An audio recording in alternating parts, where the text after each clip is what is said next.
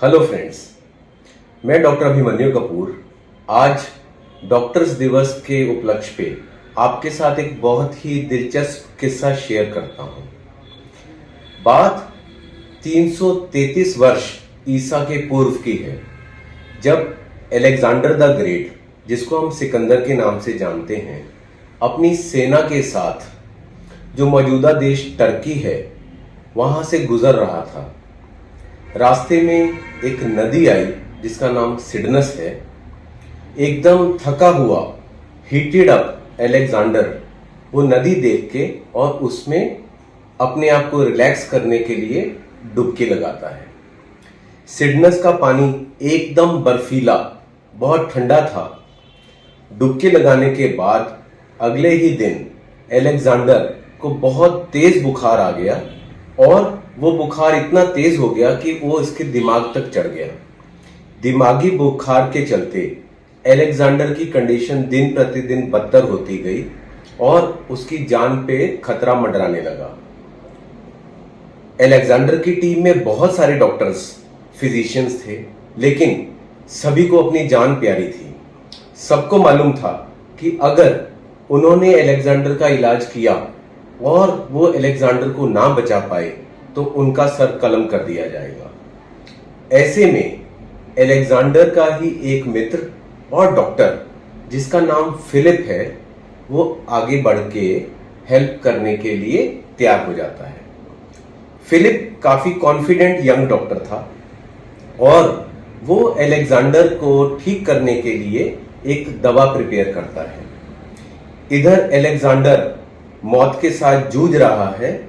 अपनी जीवन को बचाने के लिए वो हर पॉसिबल प्रयास कर रहा है और फिलिप उसके लिए ये दवा बना के प्याला लेके आता है। जैसे ही अलेक्जेंडर वो मेडिसिन पीने लगता है, तभी एक दरबारी अलेक्जेंडर के पास एक फरमान, एक लेटर लेके आता है, जो कि अलेक्जेंडर के एक जनरल के द्वारा भेजी जाती है। अलेक्जेंडर वो लेटर पढ़ता है। उस लेटर में लिखा होता है कि जो अलेक्जेंडर का सबसे कट्टर दुश्मन है, पर्शिया का राजा डारियस ने फिलिप को सांठगांठ करके और उसको रिश्वत देके अलेक्जेंडर को मरवाने की तैयारी की है और ये दवा नहीं, फिलिप के द्वारा उसको जहर दिया जा रहा है।